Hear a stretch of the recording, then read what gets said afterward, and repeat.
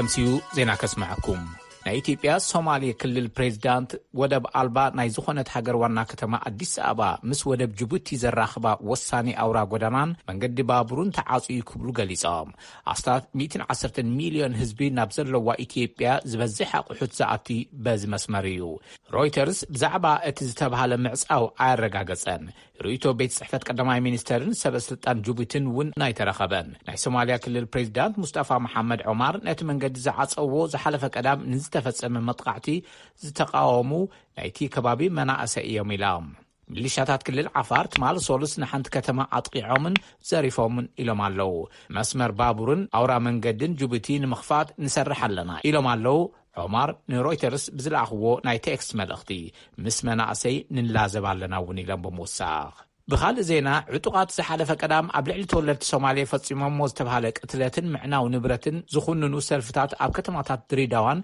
كالوود كتماتات كل سوماليان تخايدو اتهم سلفنياتات فتصمتونا بحق قربو حاتيتهم ناتي تكبر فتصيمو زبهال إيقو قوقما مالتوون ናይ ዓፋር ግንባር ዴሞክራሲያዊ ጥምረት ዝተባሃለ ዕጡቅ ለውጢ ስዒቡ ዕጡቁ ምውራዱ ክልል ዓፋር ይገልጽ ክልል ዓፋር ንዝቀረቡ ክስታት ኣይተቀበልዎን ዝተዓጸው መስመር ባቡርን መንገድን ኢትዮጵያ ጅቡቲ ክሳብ ዱርየ ዝተባሃለ ጣብያ ብኽፋል ተኸፊቱሎ ይብል ጸብጻብ አዲስ ቸኮል ካብ ድሬዳዋ ኣብቶም ዝቕጽሉ መዓልታት ኣስታት 5000 ኢትዮጵያውያን ስደተኛታት ናብ ሱዳን ክሰግሩ ትጽቢት ከም ዝግበር ሓደ በዓል ስልጣን ሱዳን ሎማዓንቲ ረቡዕ ንኤኤፍፒ ገሊጾም ካብ ግጭት ክልል ትግራይን ኣምሓራን ዝሃድሙ እዮም ኣብ መጀመርያ እዚ ሰሙን 3000 ኢትዮጵያውያን ናብ ጎረቤት ሱዳን ሃዲሞም ኣለው በዝሒ ስደተኛታት ልዕሊ 60,000 ኮይኑሎ ውግእ ተባኢሱ ኣብ ዝቐጸለሉ እዋን ኣብቶም ዝቕጽሉ 48 ሰዓታት ኣስታት 5000 ሓተት ዕቕባ ከኣቱ ትጽቢት ንገብር ኢሎም በዓል ስልጣን ምስ ኢትዮጵያ ናይ ዘዳቡ ከሰላ ንኤኤፍፒ ኣብ ዝሃቦ ቃል ዝሓለፈ ዓርቢ ናይ ሕብራት መንግስታት ፕሮግራም ምግቢ ዓለም ሕጽረት ምግብን ቀረብን ጉድኣት የውርድ ኣብ ዘለሉ ኣብ ትግራይ ብዛዕባ ዘሎ ሰብኣዊ ኩነታት ኣዝዩ ዘሻቀል እዩ ኢልዎሎ ን4 ሚልዮን ሰባት ህጹጽ ረድኤት ንምቕራብ ናብ ትግራይ ዘይተደረተ ተበጻሕነት ክህሊ ይጸውዕ ኢሎ ፕሮግራም ምግቢ ዓለም ብሰንኪ ኣብ ትግራይ ዝካየድ ዘሎ ኩናት ሚልዮናት ዜጋታት ብስእነት መሰረታዊ ቀረባት ጥዕና ንሕማማት ቁሉዓት ምህላዎም ውድብ ጥዕና ዓለም ሓቢሩ እቲ ውድብ ናብ ኣዝዩ ውስን ቁጽሪ ህዝቢ ጥራይ ክበጽሕ ከም ዝኸኣለ ኣፍሊጡሎ ውድብ ጥዕና ዓለም ከም ዘመልከቶ ማሕበራት ጥዕና ዓንዩ መሰረታዊ ቀረባት ከም ኤሌክትሪሲቲ ብዘይ ምህላው ነቲ ስራሕ መሊሱ ከም ዘባኣሶ ይሕብር ወኪል ድምፂ ኣሜሪካ ሊዛ ሽሌን ካብ ጄነቭ ንዝለኣኸቶ ጸብጻብ አብርሃም ተስፋልኡ ተርጉምዎሎ በትረስልጣን ከም ብቦዩ بمسارات ጸብጻብ ውድብ ጥዕና ዓለም 3.8 ሚሊዮን ዜጋታት ኣብ ትግራይ መሰረታዊ ቀረባት ጥዕና ዝጽበዩ እዮም እቲ ትካል ናብ 2.3 ሚሊዮን ዝበጽሕ ሕክምናዊ ሓገዝ ክገብር ድሉ ደኣ ይንበርበር ካብ ፈለማ ግንቦታት ሒዙ ግን ንከባቢ 87,000 ጥራይ እዩ ክሕግዝ ክኢሉ وحبيت قال تكال ودب طعنا عالم فاديلا تشايب واحد ندادي سنة سطتان جنزبن نتناي هيوت أدهن صراحتي أصناغيلو الله تبل. What we are most concerned with is the fact that it's the season for cholera and cholera is a problem in the region. نسا اتزيادة سكبتاز فتر اتوقتين لبدا شروخن مسؤوز تأساسر حماماتن متشو جزي مهانيو نمكل غال حمامات نفيون عصون ينطفى زنبرات تكالات عنا بسنك الزخوينات صراحة كغصلايك ألان إزي نتم بسنك التخوينات أكالا وقود أزور دم زيقاتات نمحكام زقبر صراحتي كي تسبسبنا أيو كنكن كدم حرسي زد لين عدتات تيميت زور دم هسانات كتابات زتصبا يقولوا إذن كلهم زياتهم مسارتاوي كن هسوسات طلبات يوم إياتو الزلا كدم كل التعارح زجمرة خطابة شروخ كابتس تتلمو 4 مليون نفر كتراي يتباطحو اتكال أي زور كتابات أزيو السانة بمغانو تمساسالي وحسنات كم زدلي اتن أفنيا أمركتان ودبت عنا عالم صراحتو بمعمام أخول كقرب كتابات نعو زدلي مزحالن يدليو بسنك أب تقراي زولو مقراط إلى ترقن إذا الصراحة زي أمنا كم زسقم اتودو بيقلص السوت راي زي كونس نصراحة تجناتات عنا بزقوان فم زولو مفرحتون اتودب كم تزدليو حاجز كجبر كم زي كاله يقلص أب تقراي زرق زولو صفح قدلت بقبنا كابتي شعلوت فتير زولو ساقم حدا يو أفلا ما كل تصمونات نايز حزنيا زلنا ورحي 458 هسانات بسنة مآزاتات زلو مقبي تتقيعهم أب حكمنا معقاوم اتن وهابيت قال تغيسان When you have a severely malnourished child and he gets a disease like malaria and measles, it's really a death sentence for that child. ህፃናት ብጉድለት መኣዛታት መግቢ ክሳቀዩ ከለው ንኸም በዓል ዓሶን ንፍዮን ዝኣመሰሉ ሕማማት ብቐሊሉ እዮም ዝጥቅዑ እዚ ንህፃናት ናይ ሞት ፍርዲ ምዃኑ እዩ ቅድም ኢሉ ነዚ ዝከናኸና 92 ማእኸላት ጥዕና ነይረን ሎሚ ግን 23 ካብኣተን ጥራይ እየን ዝሰርሓ ዘለዋ ምዚ ዘሎ ሽግራት ሕዚ 200 ማእከላት ጥዕና ይድልያ ትብል ንሳ ኣብ ከምዚ ዝመስል ዘይርጉእ ኩነት ስራሕቱ ክቕፅል ከም ዘጸግሞ ውድብ ጥዕና ዓለም ይሕብር ትካላት ጥዕና ዓንዮም መሳርሕታት ተዘቢቱ ስእነት መሰረታዊ ቀረባት ኣብ ዘለውሉ እቲ ሽግር ከም ዝዛይድ ከዓ መግለጺ ውድብ ጥዕና ዓለም ኣመልኪቱሎ እቶም ደሞዞም ከይተኸፍሎም ተደጋጋሚ መጥቃዕቲ ዝወርዶም ዘሎ ሰራሕተኛታት ጥዕና እውን እንተኾኑ ኣብ ምድብ ስርሖም ስለ ዘለው ተወሳኺ ሽግር ከም ዝኾነ እቲ ዜና ጠቒሶሎ ነመስግን በትረ ኣብ ምዕራባዊ ህንዲ ዝወቕዐ ከቢድ ዝናብ ዝሰዓበ ውሕጅ ንኣስታት 200 ሰባት ከም ዝቐተለ ተፈሊጡ ክኢላታት ካብ እዋን ናብ እዋን እናበኣሰ ዝመፀ ናይ ክረምቲ ዝናብ ምስ ለውጢ ኩነታት ኣየር ተኣሳሲሩ ጠንቂ ንህይወት ሚልዮናት ሰባት ሓደጋ ከም ዝኾነ የጠንቅቑ ድሕሪ ከቢድ ዝናብ ናይ ገጸር ዓድታት ብምንሽሕታት መሬት ከም ዝተደፈና ተፈሊጡሎ መንግስቲ ካሜሮን ንቦኮ ሓራም ብምስጋእ ዝሃደሙ ነበርቲ ናይ ገጠር ዓድታት ናብ መንበሪኦም ክምለሱ ንምእማን ምስ ናይጄርያ ናብ ዘዳቡ ሰሜናዊ ክፋላት እቲ ሃገር ሚኒስትራት ሊኢኹ ካሜሮን በቲ እስላማዊ አሸባሪ ጉጅለ ዝወረደ ዕንወት ዳግም ንምህናጽ $10 ሚልዮን መዲባላ ኣብ ሰሜናዊ ካሜሮን ዝነብሩ ነበርቲ ግን ንምምላስ ፈቃደኛታት ኣይኮኑን ሰበስልጣን በወገኖም እቲ ኣኽራሪ ጉጅለ ኣብቲ ከባቢ ስግኣት ኮይኑ ምቕጻሉ ግንዛበ ኣለዎም لما ربع أو جابان لعلت 9500 سبات بلبدا كورونا فيروس تتحيزهم قدم لومي كابست مزغبه اتزل عالم قانون ناي طوكيو اولمبيك نكونتات لبدا ناي تحاجر يغاددون تحالون حطوتات الا علو لو كابز يوم لعل 3000 سبات اب طوكيو ترخبو يوم طوكيو اب تحت حصص اواج انتخوناتون قال كبابياوي تنتنتغن وصيتاوي ايكونن كبلو ينقفو زاغيد مس اولمبيك ركب زلوم 169 سبات فيروس تراخيبو مالو نا يونايتد ستيتس ماخل مقصصارن مكلخالن حمام CDC قدم كل التعوارح ذهبوا وسانن بمقلباس ابغلك فالات تهاجر كتابت زوسدو سبات وشت غزا كخونو كلو ناي افنጫን مشفني ماسك غبروس نعيدو CDC لبع ديلتا ዝተባሃለ ዓይነት ኮሮና ቫይረስ ንምዕጋትን ንካልኦት ሰባት ንምክልኻልን ዝለዓለ ምምሕላፍ ናይቲ ቫይረስ ኣብ ዘለዎም ከባቢታት ሙሉእ ብሙሉእ ዝተኸተቡ ሰባት ማስክ ገብሩ ይመክር ኢለን ዳይሬክተር CDC ዶክተር ራቸል ዋለንስኪ ሕዚ ድማ ሕፅር ዝበሉ ዜናታት ከስማዓኩም ፕሬዝዳንት ቱኒዝ ካይስ ሰዒድ ንቀዳማይ ሚኒስተር እቲ ሃገር ኣባሪዶም ንፓርላማ እውን ድሕሪ ምሕፃዎም ዝወሰድዎ ቤናዊ ስጉምቲ እቲ ሃገር ኣብ ናዕቢ እያ ዘላ እቶም ፕሬዝዳንት ንሓደ ወርሒ ዝኸይድ ካብ ሰዓት 7 ምሸት ክሳብ 6 ወጋሕታ ዝኸይድ ሰዓት እቶኦቶ ኣውጆም ኣለው ኣፈኛ ባይቶ ዝመራሒኦም ተቃወምቲ ውድባት ድማ ነቲ ስጉምቲ ንምቅዋም ሃገራዊ ግንባር ይምስርቱ ከም ዘለው ተፈሊጡሎ አይቨሪ ኮስት ዕርቅ ንኽግበር ናይ ነዊሕ እዋን ተነሓናሕቲ ዝቀደሙ ፕሬዝዳንት ላውረን ባግቦን ህሉይ ፕሬዝዳንት አላሳን ዋታራን ሶሉስ ተራኺቦም ፕሬዝዳንት ባግቦ ኣብ 2010 ኣቋፅራ ፈረንጂ ዝነበረ ምርጫ ድሕሪ ምንጻጎም ብሰንኪ ዘስዓበ ነውፂ ልዕሊ 3000 ዜጋታት ተቐቲሎም እዮም ዴሞክራሲያዊ ሪፐብሊክ ኮንጎ ምስ ሪፐብሊክ እስላማዊ ሃገር ምትእሰር ብዘለዎ ጉጅለ ተውጨውዮም ጅሆ ተታሒዞም ጸንሑ 150 ዜጋታት ናጻ ከም ዝተለቐቁ ኣገልግሎት ዜና ፈረንሳይ ሓቢሩ በቲ ኣብ መንጎ ሰራዊት መንግስትን እቲ ጨዋይ ጉጅለን ዝነበረ ምልዋጥ ተኽሲ ካብ ክልቲኦም ወገናት 22 ሰባት ተቐቲሎም ዜና ኣብዚ ፍጻም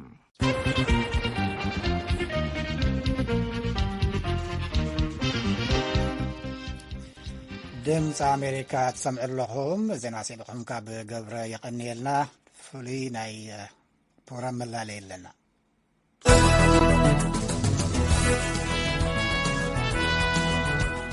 ናይ ፕሮግራም መላለይ VOA መደብ ቋንቋ ትግርኛ ቀዳምን ሰንበትን ዝፍኖ ሰሙናዊ መደብ ሕቶን መልስን መዘራረብ ዛዕባና ዕርቅን ሰላምን ዝብል ኮይኑ ኣብዚ ዘለናዮ ከቢድ ቅልውላውን ውግእን ሞትን ምምዝባልን ብስፍሓት ኣብ ዘለሉ ብፍላይ ብመራሕቲ ሃይማኖት ሰላምን ዕርቅን ምስምማዕን ምልዛብን ክፍጠር እንታይ ክግበር ኣለዎም ስለምንታይ እዩ ብመራሕቲ ሃይማኖት ይኹን ብዓበይቲ ዓዲ ዝኾነ ጻዕርታት ዘይርአ ዘሎ ከም ህዝብታትን ማሕበረሰባትን እንታይ ጎዲሉን ጠፊኡን ዘሎ ዝብሉን ተኣሳሰርቲ ነገራትን እዮም። ኣጋይሽና መምህር ዳንኤል ነብየ ልዑልን ቀሺ ማርቆስ ደባስን ክልቲኦም ካብዚ ካብ ኣሜሪካ እዮም። ስለዚ ሕቶታትኩም ብቁፅሪ ስልኪ 222-255-9942 ናይ ውሽጢ መስመርና 15 ወይ ከዓ ብኢሜይል horn@voanews.com ከምኡውን ብፌስቡክ VOA ትግርኛ ክሳብ 5 ለኣኹልና ኢኹም። ካብዚ ብተወሳኺ ካብ ስቱድዮ ደው ኢልና ሕቶኹም ንኽንቅበለኩም ድሌት ዘለኩም ሰማዕትና ቁፅሪ ስልክኹም ብኢሜይልን ብፌስቡክን ኣቢልኩም ለኣኹልና። ሬድዮ ድምፂ ኣሜሪካ ኣገልግሎት ቋንቋ ትግርኛ።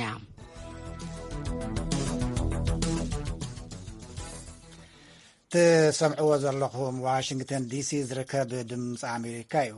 ናብ ሰልፍታት ኢትዮጵያ ክንሓልፍ ክልላዊ መንግስቲ ምሓራ ንዝፀውዖ ናይ ክተት መፅዋዕታ ምቕባሎምን ናብ ግንባር ብምዝማት ድልዋት ምዃኖምን ነበርቲ ባህር ዳር ገሊፆም። ሎሚ ኣብ ባህር ዳር ብ10,000 ዝቁፀር ህዝቢ ነቲ ዘመቻ ንምድጋፍ ኣብ ዝወፀሉ እዋን ምክትል ከንቲባ ባህር ዳር ዶክተር ድረስ ሳህሉ ሓይልታት ወፃኢ ብመንግስቲ ኢትዮጵያ ብኣሸባርነት ንዝተመደበ ሕወሓት ምድጋፍ ደው የብሉ ክብል ኣብቲ ሰላማዊ ሰልፊ ንዝወፀ ህዝቢ መደረ ኣስሚዑሎም። ኣስቴር ምስጋናው ነቲ ሰልፊ ተኸታቲላ ዝለኣኸቶ ተወልደ ወልደ ገብርኤል ከቅርቦ እዩ።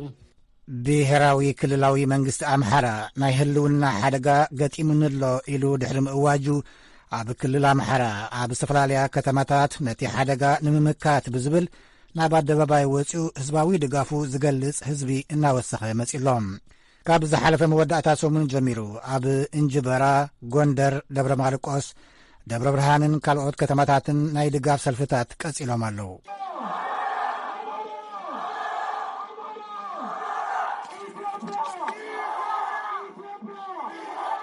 ኣብቲ ሎሚ ኣብ ባህር ዳር ዝተገብረ ሰልፊ ካብ ዝተሳተፉ ሓደ ኣቶ ኣበበ እንዲያውቁ ንቪኦኤ ኣብ ዝሃቦ ርእቶ ብክልላዊ መንግስቲ ንዝተጸውዐ ናይ ክተት ጻውዒት ምቕባለይ ንምርግጋጽ ሰልፊ ወፅየ ዘለኹ ይብል። እንግዲህ የክተት አዋጁን የአማራ ክልል ጥሪ ካረገበት ጀምሮ መለው 40 ሚሊዮን ህዝብ ተቀብሎታል። ይሄው ዛሬ ባህር ዳር ምድር አንቀጥቅጥ የሆነ ሰልፍ ነው። ክልላዊ መንግስቲ ኣምሓራ ናይ ክተት ኣዋጅ ካብ ዝጸውዓሉ እዋን ጀሚሩ 40 ሚሊዮን ህዝቢ ተቐቢልዎ እንሆ ሎሚ ኣብ ባህር ዳር መሬት ዘንቀጥቅጥ ሰልፊ እዩ ዘሎ። ኣሜሪካ ኢዳ ተልዕል ይብል እዚ ተሰላፊ። ወይዘሮ ጎንደሪት ኣያሌው ዝተባህለት ብወገና ንመንግስቲ ዘለኒ ድጋፍ ንምርግጋጼ ሎሚ ናብዚ ሰልፊ መጽየ ዘለኹ ትብል። ሰልፉን የወጣንበት ምክንያት ሀገሪቱ ላይ የተደቀነው ጦርነት ስላለ አማራ ለይቶ ለማጥቃት ስለሆነ እኛም ደግሞ አብረን ከወንድሞቻችን ጎን ተሰልፈን የመጀመሪያ እርዳታ እንሰጣለን፣ ምግብም እናድላለን፣ ጥይትም ከሆነ ከሰለጠነ እንተኩሳለን። ሰልፊ ዝወጸናሉ ምክንያት ነዛ ሃገር ኣጋጢምዋ ዘሎ ኩናት ንኣምሓራ ፈሊኻ ንምጥቃዕ እውን ስለ ዝኾነ ንሕና ድማ ኣብ ጎኒ ኣሕዋትና ተሰሊፍና ቀዳማይ ረድኤት ክንህብ ኢና፣ ምግቢ እውን ክነቕርብ ኢና፣ ጥይት እውን እንተኾነ እንድሕሪ ተዓሊምና ክንትኩስ ኢና ትብል ጎንደሪቱ። ካልእ ንቪኦኤ ርእትኡ ዝሃበ ተሰላፊ ድማ ከምዚ ይብል። ወንድፍሮ ብርሃኔ ይባላል።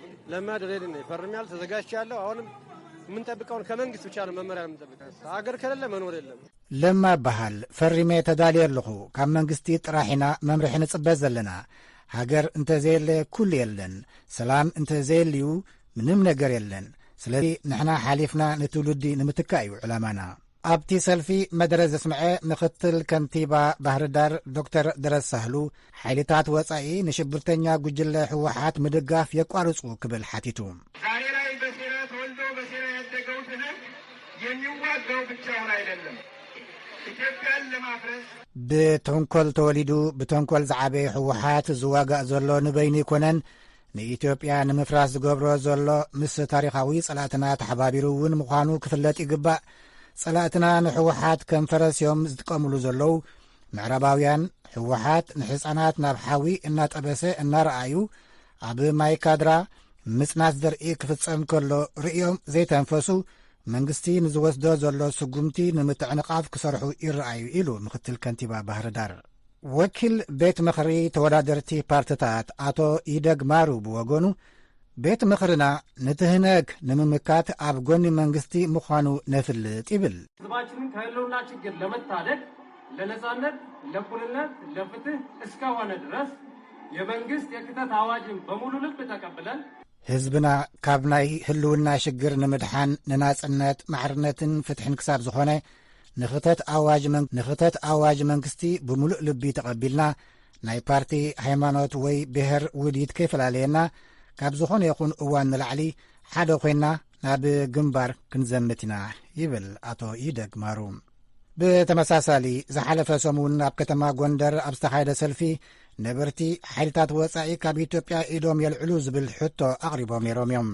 ኣብ ደብረ ማርቆስ እውን ተመሳሳሊ ሰልፊ ተኻይዱ ነይሩ እዩ። ዝሓለፈ መወዳእታ ሰሙን ካብ እንግድዓ ቆልዑ ብረት የልግስ ዝብሉን ካልኦት ጭርሕታትን እውን ክቃልሑ ተሰሚዖም ነይሮም እዮም።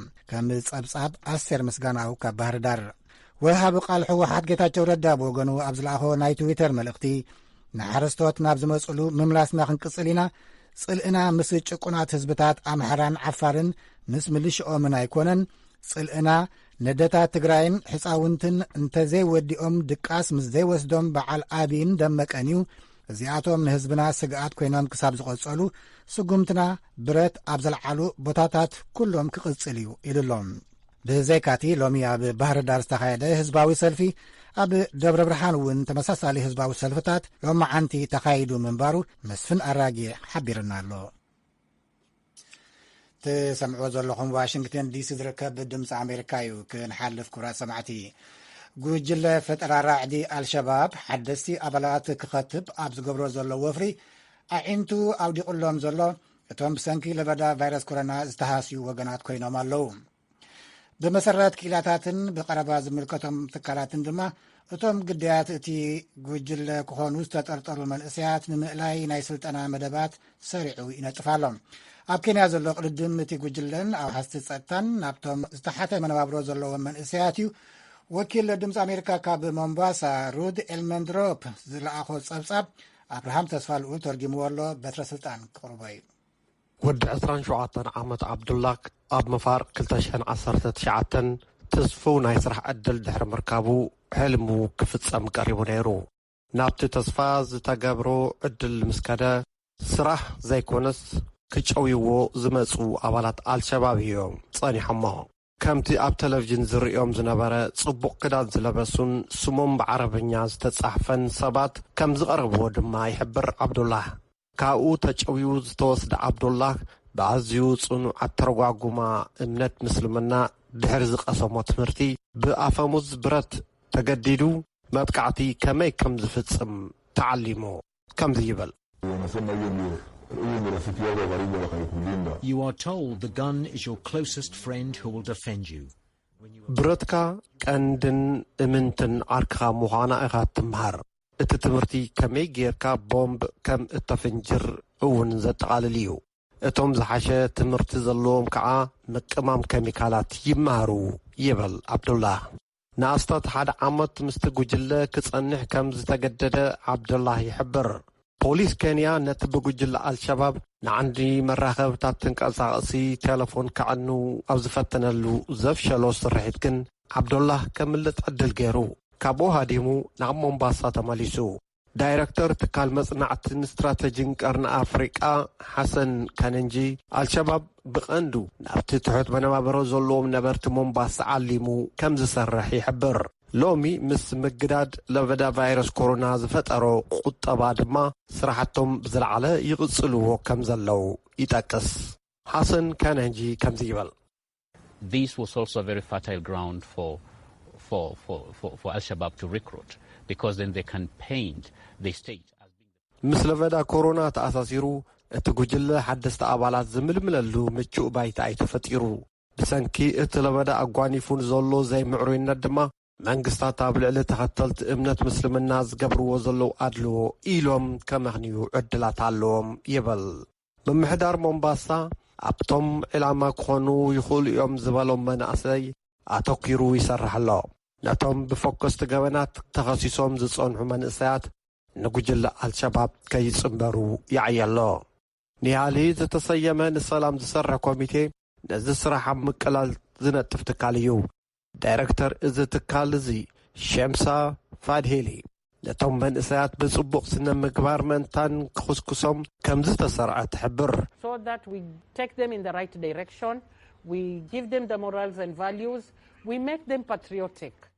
ሃገራዊ ሓላፍነት ተሰኪሞም ኣምባሳደራት ሰላም ክኾኑ ድማ ተስፋይ ይንብረሎም ትበል። ዓብዱላህ ሓደ ካብቶም ምሕረት ተገይሩሎም ናብ ሰላማዊ ህይወቶም ክምለሱ ዝተገብሩ 300 መናእሰይ እዩ።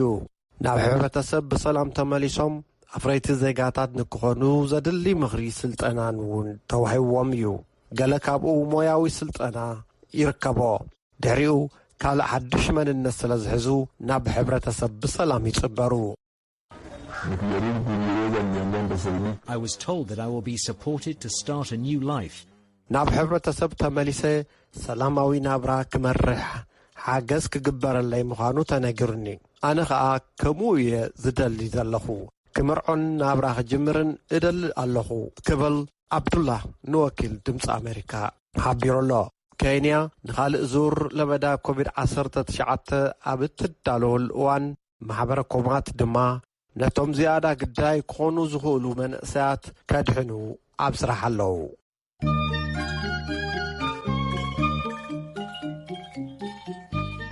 ትሰምዕዎ ዘለኹም ዋሽንግተን ዲሲ ዝርከብ ድምፂ ኣሜሪካ እዩ። ክንሓልፍ ኤውሮጳ ንሓድሽ ዋሕዚ ስደተኛታት ኣይተዳለወትን ኣብ ዝብል ጸብጻብ ካብ ለበዳ ቫይረስ ኮሮና ዝፈጠሮ ምዝብዓት ገና ዘይደልደለት ኤውሮጳ ብሓድሽ ማዕበል ዋሕዚ ስደተኛታት ትጽመዳላ። ኤውሮጳ ሕብረት ኮነ ዓዲ እንግሊዝ ግን ነቲ ዝመጽእ ዘሎ ዋሕዚ ዝበቅዕ ማዕረ ምድላዋት ኣይገበራን። ንጹር ፖሊሲ ዝሓንጸጻ እውን ኣይመስላን። እዚ ዝያዳ ዝጎልሐ ኣህጉራዊ ውድብ ማይግሬሽን IOM ብሰኑይ ድሕሪ ዘውፅኦ ሓበሬታ እዩ። ካብ ትሪፖሊ 120 ኪሎ ሜትር ኣብ ዝረሓቐ ባሕሪ ሊብያ ስደተኛታት ጻዕነት ጃልባ ብምጥሓላ ልዕሊ 50 ሰባት ሞይቶም ኣለዉ። ነዚ ምልከት ብድምፂ ኣሜሪካ ዝተዳለወ ጽሑፍ ኣሎ። ነዚ እውን ኣብርሃም ተስፋልኡል ተርጊምዎ ኣሎ። ነኒ ኣፍወርቂ ክተቕርበ እያ። ሓላፊ ትካል ስደተኛታት ሕቡራት ሃገራት ትጨንፈር ሊብያ ፌደሪኮ ሶዶ ብትዊተር ኣብ ዝፈነዎ መልእኽቲ ኣብዚ ዝደሓረ ሓደጋ ብውሕዱ 57 ሰባት መይቶም ስቕታን ውሳኔ ዘይምውሳድን ይቕረ ዝበሃሎ ኣይኮነን ብምባል ከዓ ምሮቱ ይገልጽ ሶዶ። ካብቲ ሓደጋ ዝደሓኑ ተጓዓዝቲ ንትካል ስደተኛታት ብዝሃብዎ ሓበሬታ መሰረት 20 ደቂ ኣንስትዮን 2 ቆልዑን ኣብቲ ሓደጋ መይቶም። ትካል ስደተኛታት ሕቡራት ሃገራት ንሃገራት ኤውሮጳ ናይ ገዛ ርእስን ኣሃዱታት ድሕነትን ከለላን ባሕሪ ክገብራ ደጋጊሙ ክምሕፀን ጸኒሑ እዩ። ነቲ ትካል ዝያዳ ዘሻቕሎን ክተርፍ ዝምሕፀኖ ዘሎን ከዓ መንግስታት ኤውሮጳ ምስ ሓለዋ ባሕሪ ሊብያ ዝገብርዎ ዘሎ ምትሕብባር ከቋርጹ እዩ። ብሕልፊ ካብ ትሕቲ ሰሃራ ኣፍሪቃ ብመንገዲ ሊብያ ንኤውሮጳ ከኣቱ ዝፍትኑ ስደተኛታት ብሰንኪ ክልከላ ሓይሊ ባሕሪ ሊብያ ይዕገቱን ግዳይ ግፍዕታት ይኾኑን ኣለዉ። ክሳብ መፋረቕ ናይዚ ሒዝናዮ ዘለና ዓመት ጥራይ 13,000 ስደተኛታት ብሓለዋ ባሕሪ ሊብያ ተጠሊፎም ተመሊሶም ኣለዉ። ብመሰረት ጸብጻብ ላዕለዋይ ኮሚሽን ሕቡራት ሃገራት እዚ ኣሃዚ ካብቲ ኣብ 2020 ዝነበረ ናይ ሙሉእ ዓመት ቁፅሪ ይዓቢ። ብመንገዲ ፈረንሳ ብንኣሽቱ ጀልባታት ኣቢሎም 8,452 ስደተኛታት ኣብዚ ዓመት እዚ ንዓዲ እንግሊዝ ምእታዎም እውን ተፈሊጡሎም። እዚ ካብ ዝሓለፈ ዓመት ዝዛየደ ምዃኑ እዩ። ብ19 ሓምሌ ኣብ ውሽጢ ሓንቲ መዓልቲ ጥራይ እኳ 431 ዕቑባ ንመትረብ ዓዲ እንግሊዝ ሰጊሮም። እዚ ክሳብ ሕጂ ተመዝጊቡ ዘሎ ዝለዓለ ቁፅሪ ምዃኑ እዩ። በዚ ዝተቆጥዑ ሰበስልጣን ዓዲ እንግሊዝ ናብታ ሃገር ብዘይ ሕጊ ምእታው ብገበን ዘሕተት ንምግባር ይሰርሑ ኣለዉ። ዝኾነ ብዘይ ፍቓድ ናብ ዓዲ እንግሊዝ ዝኣቱ ሰብ ክሳብ ናይ 4 ዓመት ማእሰርቲ ክሕየር ድማ ሕጊ ኣብ ምእማም ኣለዉ። ዕላማ ናይቲ ኣብ ምርቃቕ ዘሎ ሕጊ ነቶም ብመትረብ ዓዲ እንግሊዝ ዝኣትዉ ስደተኛታት ንምግታእ እዩ። ንኣብ ዘይሕጋዊ ምስግጋር ዝነጥፉ እቲ መቕጻዕቲ ዝተረረ ክኸውን እዩ። ካብዚ ሕጂ ዘለዎ ክሳብ 14 ዓመታት ማእሰርቲ ድማ እቲ ዝበርትዐ መቕጻዕቲ ክሳብ ናይ ሕልፈት ፍርዲ ክበጽሕ ይኽእል እዩ። ከመገላልጻ ሚኒስትሪ ውሽጣዊ ጉዳያት ዓዲ እንግሊዝ ፐሪቲ ፓተል ድማ እቲ ዝንደፍ ዘሎ ሕጊ ነቲ ሸራፍ ሕጊ ሓተቲ ዕቑባ ዓዲ እንግሊዝ ኢለን ዝሰየምኦ ከጽንዖ ትጽቢት ይግበር።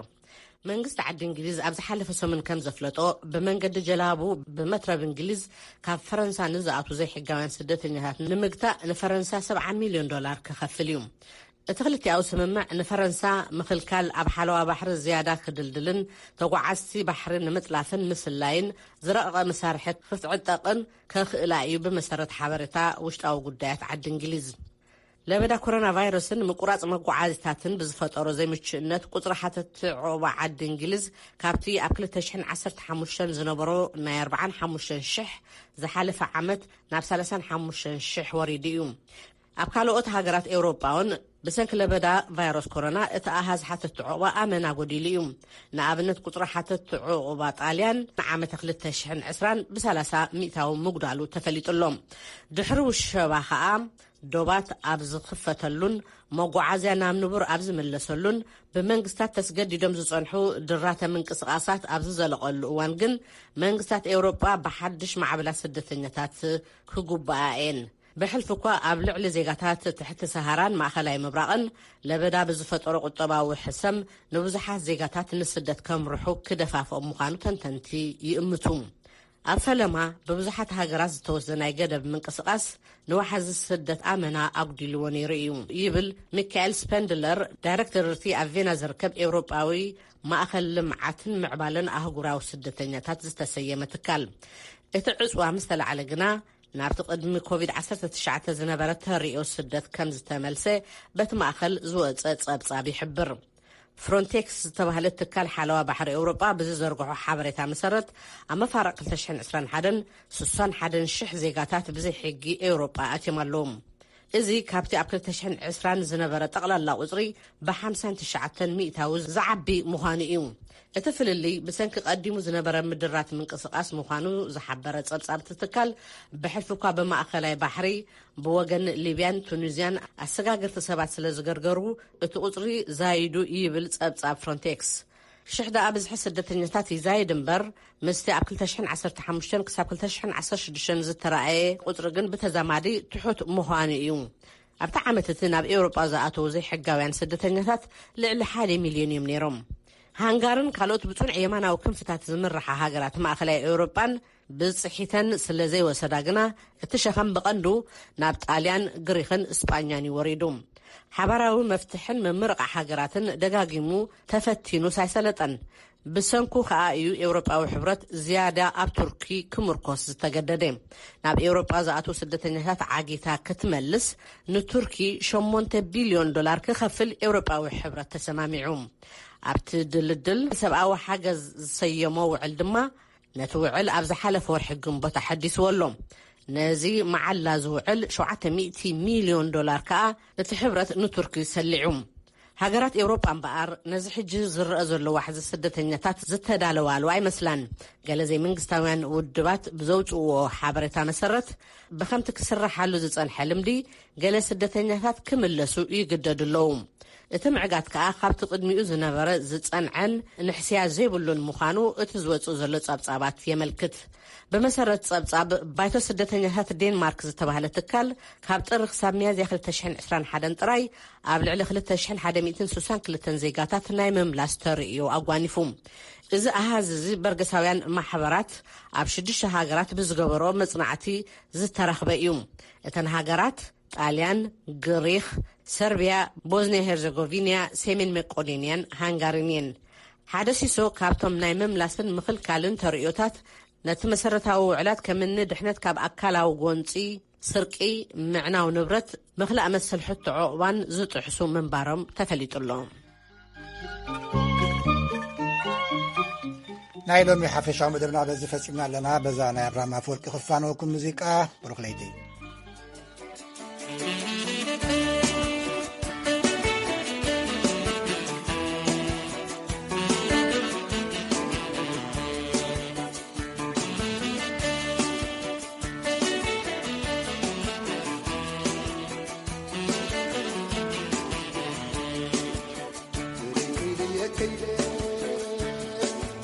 نابي